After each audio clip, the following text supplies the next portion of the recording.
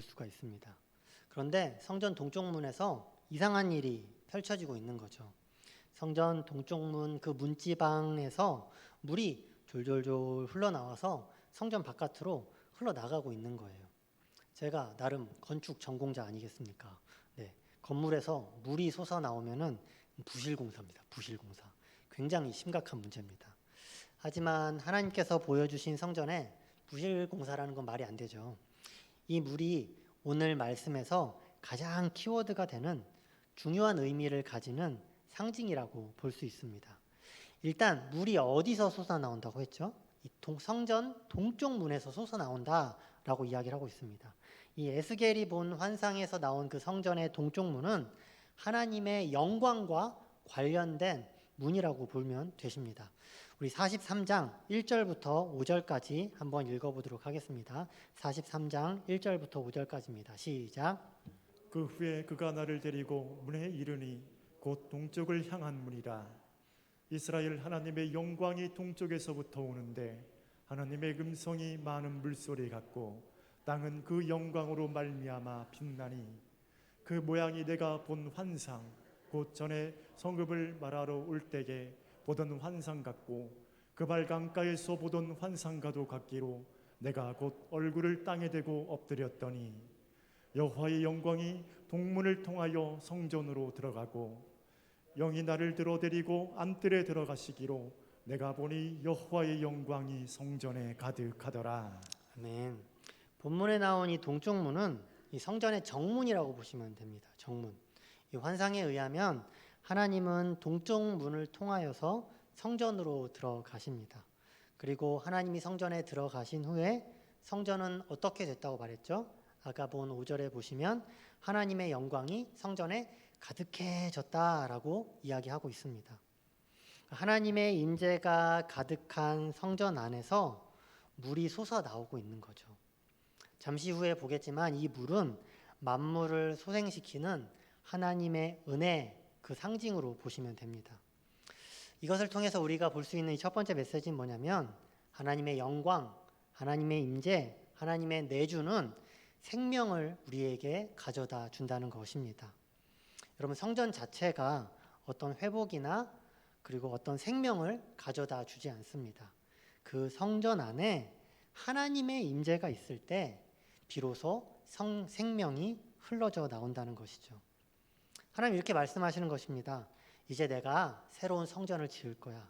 그리고 그 성전 안에 깊이 들어가 나의 영광을 가득히 채운 다음에 그곳에서 세계 만국에 생명을 흘려보내겠다. 아니, 생명의 원천이 되겠다라고 하나님께서 말씀하고 있는 것입니다. 여러분, 성전은 회파되어져 있는 상황이에요. 이스라엘 민족에게는 아무 소망이 없었습니다. 하지만 하나님은 그 소망을 잃은 곳에 다시금 소망을 주고 계신 거예요. 그분의 임재를 약속하시면서 말이죠. 이스라엘이 포로 생활을 하던 그곳에는 바벨론의 신 마두룩을 섬기던 신전이 곳곳에 있었을 것입니다. 고고학에 의하면 바벨론 전역에 발견된 신전만 해도 1000개가 넘는다고 합니다. 이스라엘은 성전이 하나였지만 바벨론은 신전이 엄청나게 많았습니다. 그래서 아마도 이스라엘 민족이 사는 곳에 한 개쯤은 있었겠죠. 얼마나 화려했겠습니까? 얼마나 웅장했겠습니까? 당대에 가장 잘 나가던 제국의 신전이었으니까요. 매일 그곳에서는 쾌락과 향락이 넘치는 제사가 매일마다 벌어졌을 것입니다. 하지만 그곳에는 생명이 없었습니다. 그곳에서는 그냥 죽음의 냄새만 계속 흘러나가고 있었던 거예요. 왜요? 그곳에 하나님이 안 계셨기 때문이죠. 반대로 허름하고 누추한 이스라엘에겐 이제 곧 생명이 넘쳐나게 될 것입니다. 왜죠? 하나님이 그들 가운데 임재하신다고 약속하셨으니까요. 하나님이 그들 가운데 들어가서 내주할 거라고 약속하셨기 때문이죠. 우리 그리스도인들은 세상 사람들과 근본적으로 차이가 있는 사람들입니다. 눈, 코, 입, 팔다리 똑같이 달린 사람들이지만 존재적인 차이가 있습니다. 어떤 차이가 있죠? 우리에겐 세상 사람들이 없는 하나님의 임재, 하나님의 내주가 있다는 것이죠. 우리가 남들보다 화려한 삶을 살지 않을 수 있습니다. 때론 허름해 보이고 뭔가 부족해 보이는 모습일 수 있습니다. 하지만 우리는 그 누구보다도 특별한 존재이고 영광된 존재임을 잊지 마시기를 바랍니다. 우리의 어떠함이 아니라 우리 안에 하나님이 계시기 때문이죠. 연예인들, 재벌들 너무나도 화려하고 잘 나가 보입니다. 그런데 다 하나같이 공허한 삶을 살아갑니다. 텅 빈 채로 매일을 살아갑니다. 왜요? 그 안에 살아계신 하나님이 존재하지 않기 때문이죠. 저와 여러분 안에 하나님의 임재, 하나님의 영광이 가득 찬 삶을 살길 주님의 이름으로 축복합니다. 기억하시길 바랍니다. 우리 그리스도인들은 다른 어떤 것에서 우리의 정체성을 만들어내는 것이 아닙니다. 예배드리고 헌금 내고 직분 받는 것, 그걸로 우리가 차이를 만들어내는 게 아니에요. 그건 타 종교에서도 합니다.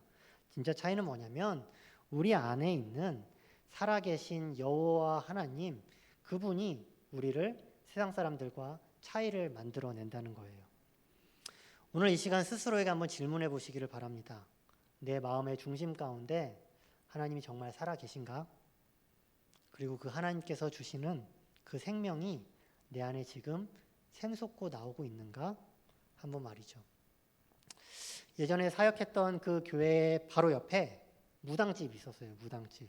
장사가 굉장히 잘 되는 집이었습니다. 왜냐하면 거의 매일마다 굿을 막 버렸어요.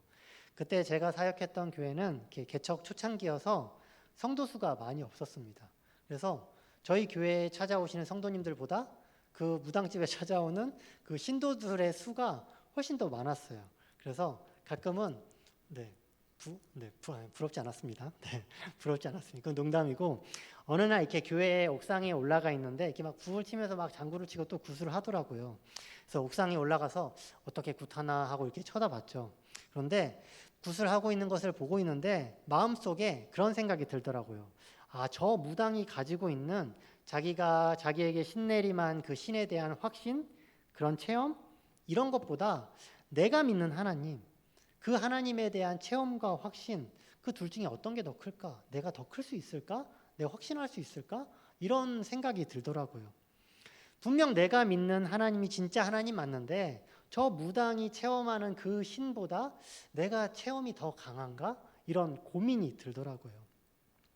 지금 이 시간 저와 여러분이 하나님으로 가득하고 그 하나님이 내 안에 가득 찬 그 확신이 가득한지는 사실 잘 모르겠습니다.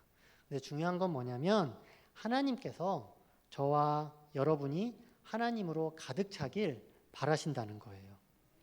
왜요? 그래야지 우리가 하나님 앞에 참 기쁨을 누릴 수 있는 삶, 참 자유를 누릴 수 있는 삶을 살 수 있기 때문이죠. 우리가 원하는 것보다 하나님께서 더 원하신다는 것을 기억하시기를 바랍니다.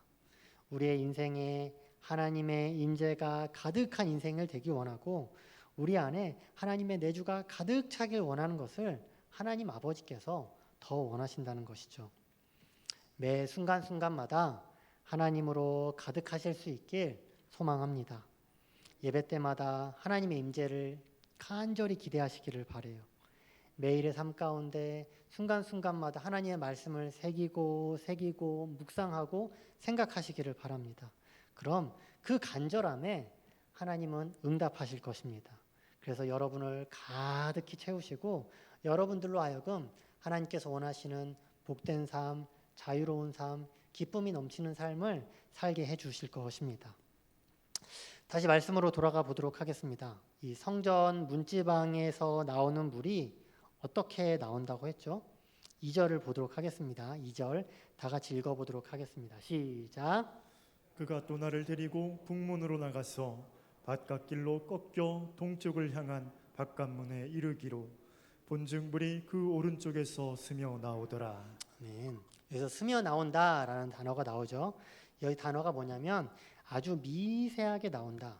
원어적으로 의미로 보면은 똑똑똑 떨어지다, 아니면 졸졸졸 뭐를 타고 흘러내리다라는 의미입니다. 그러니까는 성전 문지방에서 물이 많이 나오는 것이 아니라 이렇게 스며들 만큼 아주 작게 나온다는 것입니다.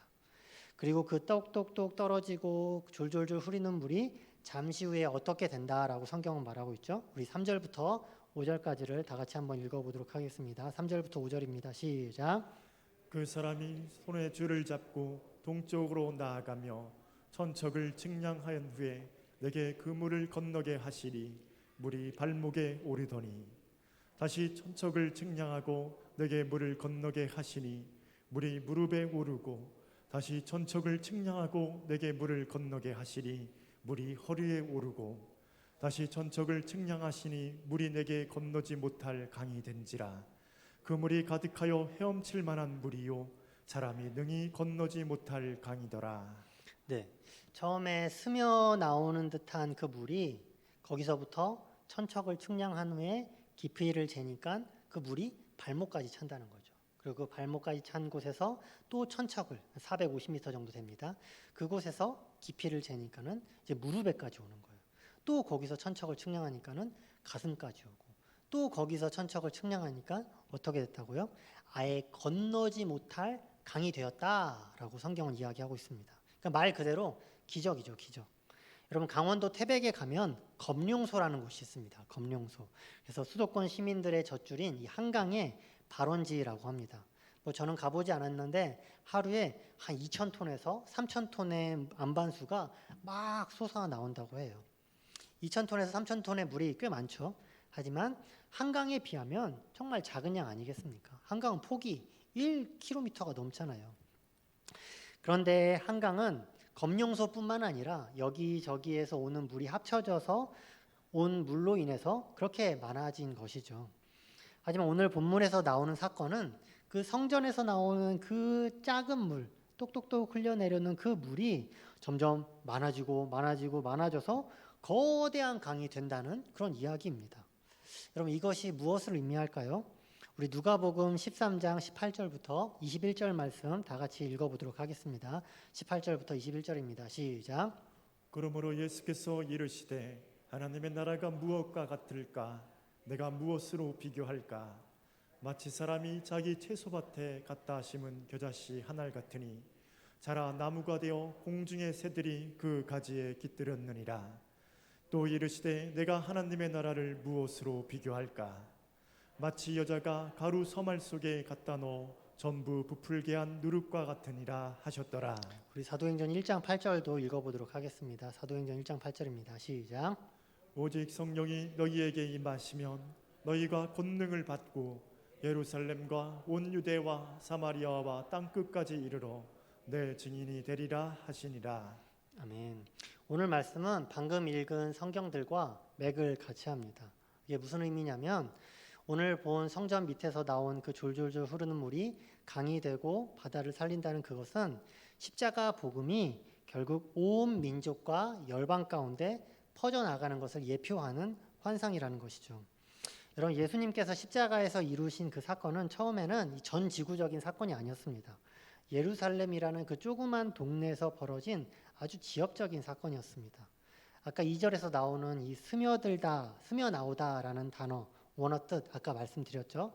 똑똑 떨어지다, 졸졸졸 흘러내리다.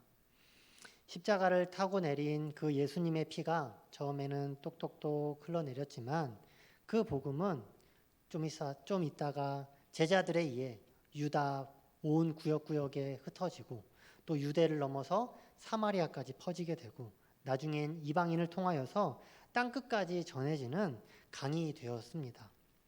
처음에는 정말 몇몇 사람들, 소수의 사람들만 믿던 그 십자가 복음이 지금은 세계 곳곳 수많은 사람들이 믿고 경험하는 진리가 되어져 가고 있는 것이죠. 사랑하는 성도 여러분, 하나님은 이처럼 계획을 가지고 계시고 그 계획을 성취하시는 분이심을 잊지 마시기를 바랍니다.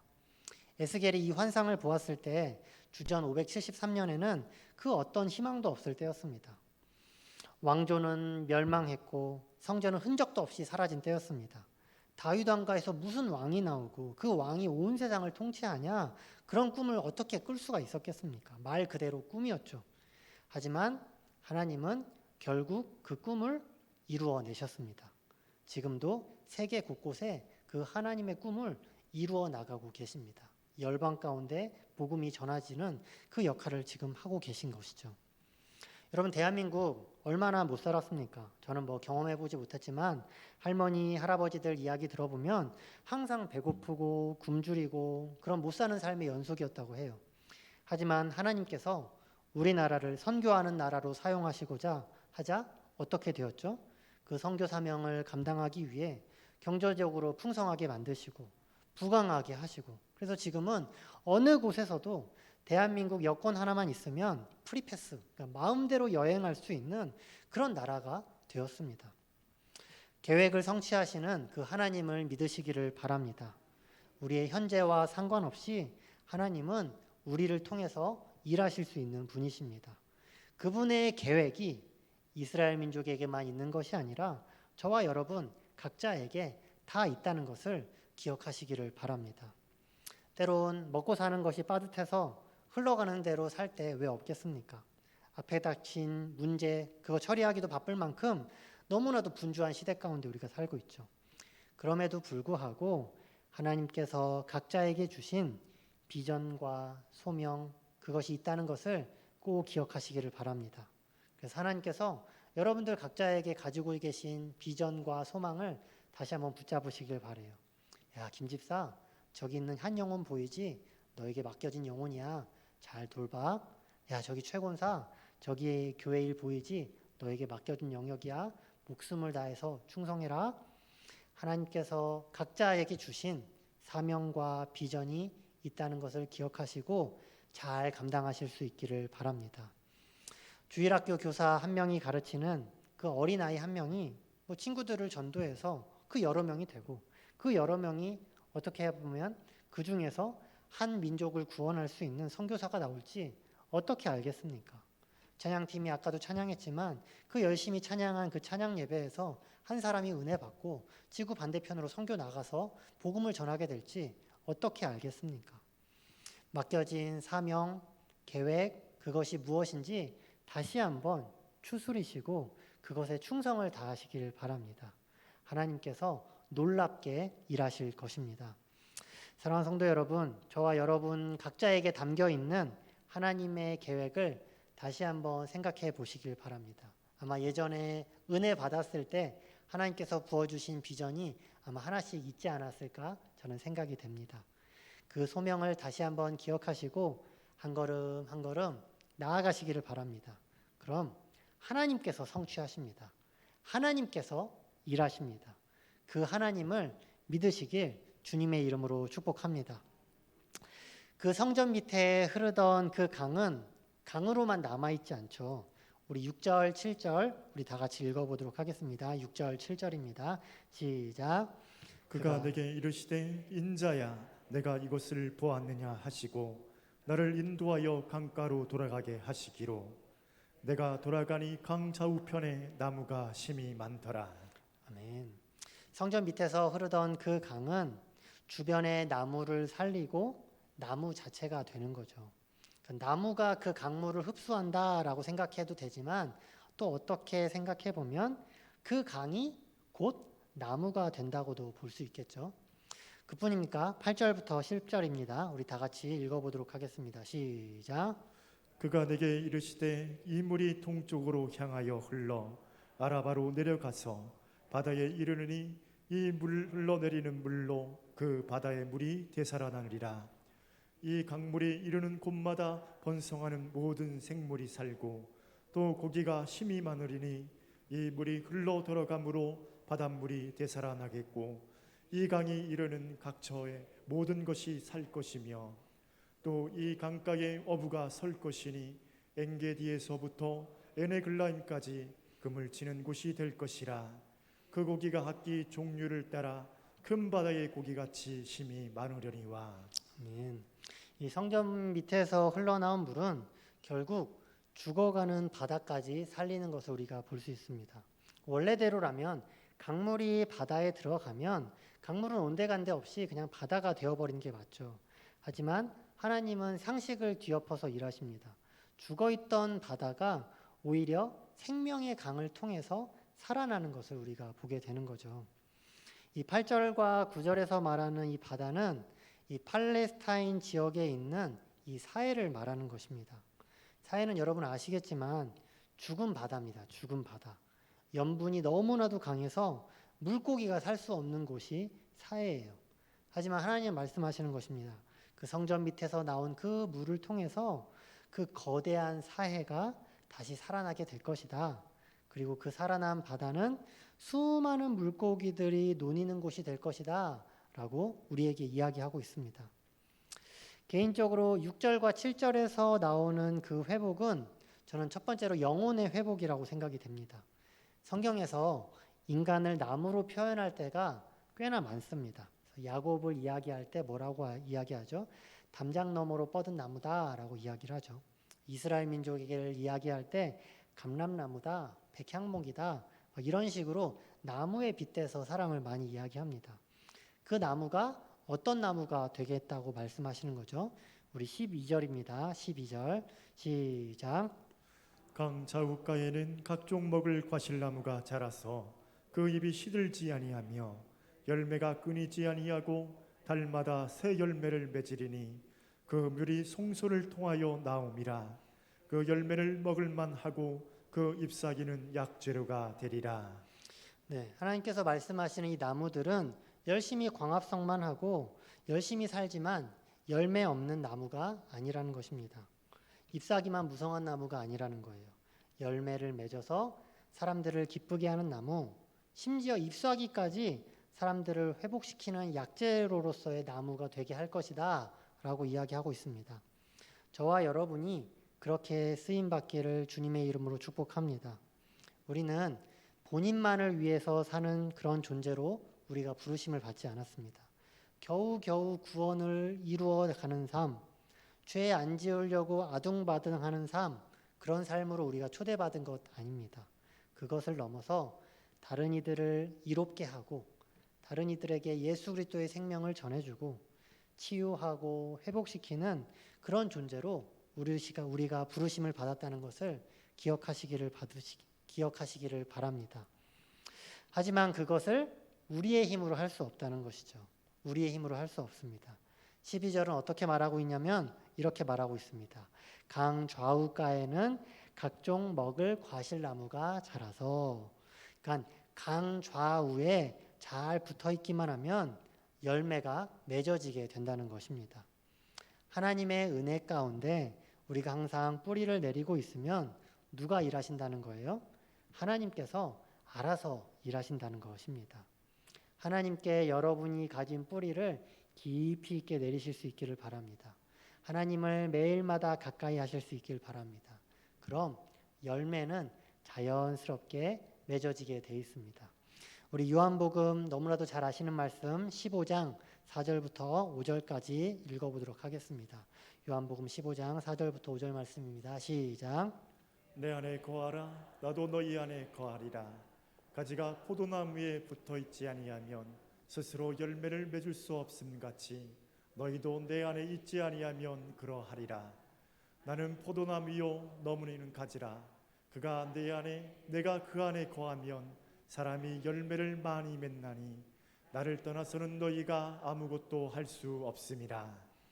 주님께 꽉 붙잡혀 있어서 복 받는 인생을 넘어 복을 주는 인생, 복이 되는 인생을 사시길 주님의 이름으로 축복합니다.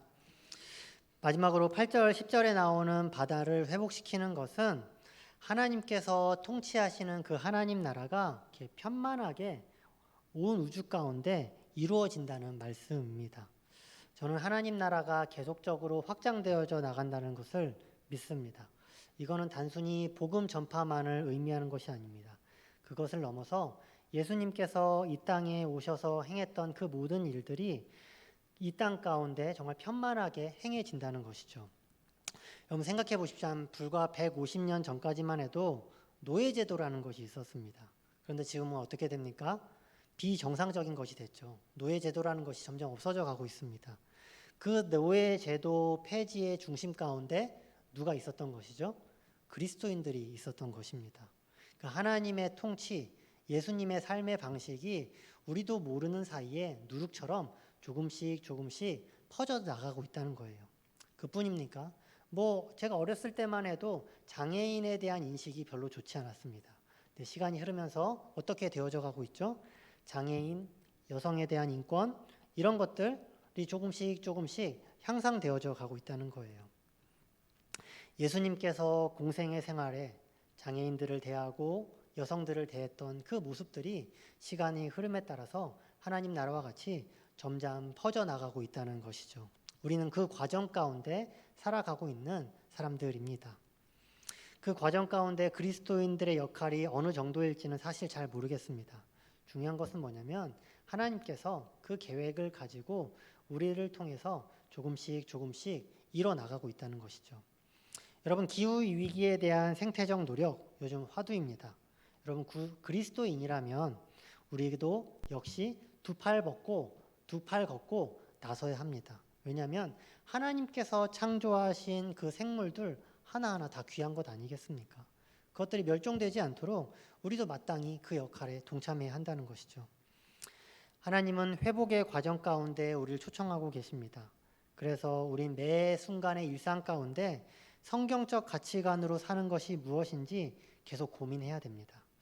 예수님이라면 이 사람에 대해서 어떻게 행동하셨을까 고민하시고 그렇게 행동으로 옮기셔야 됩니다. 민감한 문제이긴 하지만 이 정치적 사안에 대해서 하나님이라면, 예수님이라면 어떻게 반응하셨을까 고민하시고 결정하셔야 된다는 것이죠. 고민하고 거기에 합당한 삶을 살아야 합니다. 세상적으로 봤을 때 너무나도 당연한 것들, 그것을 너무나도 당연하게 생각하고 세상 사람들이 하는 대로 따라가지 마시길 바랍니다. 한번 말씀 앞에 멈춰서서 하나님께서는 어떻게 하셨을까?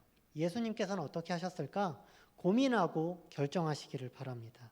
그게 바로 결국 하나님의 나라, 하나님의 통치를 이 땅 가운데 이루게 하는 통로로 쓰임받는 우리들의 모습이라는 것이죠. 하지만 안타까운 것은 회복되지 않는다는 게 있다고 우리 11절은 말하고 있습니다. 우리 11절 읽어보도록 하겠습니다. 시작.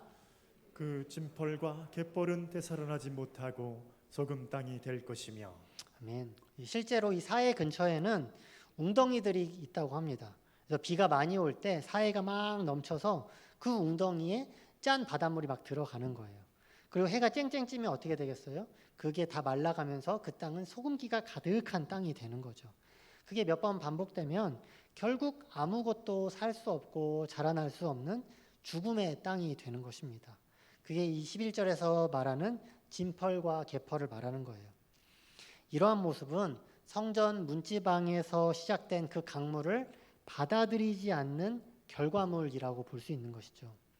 만약 그들이 그 땅이 거부하지 않고 강물을 다 받아들였다면 그곳 역시도 생명이 넘치는 곳이 되었을 것입니다. 하나님의 은혜를 받아들이면 그곳이 어떤 것이었던 간에 그곳은 생명이 넘쳐나는 곳이 됩니다. 하지만 아무리 하나님의 은혜가 풍성하고 생명이 가득한다 해도 그것을 받아들이지 않으면 그 인생은 죽음만 가득할 수밖에 없다는 것이죠. 11절 말씀은 끝까지 하나님의 은혜를 받아들이지 않는 사람들에 대한 경고라고 할 수 있습니다. 아마 이 빗속을 뚫고 나오실 정도라면 다 하나님의 은혜를 경험하시고 그 은혜 가운데 젖어 계신 분들이라고 생각이 됩니다. 하지만 혹여나 이 자리 가운데 이 방송을 듣고 있는 분들 가운데 하나님의 생수의 강물을 내가 경험해 보지 못했다? 하나님의 긍휼을 간절히 구하실 수 있기를 바랍니다. 여러분이 교회를 얼마를 다녔던 상관없습니다. 하나님의 은혜가 무엇인지 내가 구체적으로 알지 못하고 그분에서부터 오는 생명을 내가 경험해 본 적이 없다면 이 시간 하나님께 고백하시기를 바랍니다. 하나님, 당신의 생수의 강물을 지금 이 시간 내게 주십시오. 이 죄인에게 예수 그리스도의 보혈로 깨끗이 씻어주는 은혜를 허락하여 주시옵소서. 그렇게 고백하시기를 바랍니다. 그럼 긍휼이 풍성하신 하나님께서 여러분을 진펄과 같은 땅에서 생수가 넘치는 강으로 만들어 주시고 여러분을 구원해 주실 것입니다. 말씀을 마무리합니다.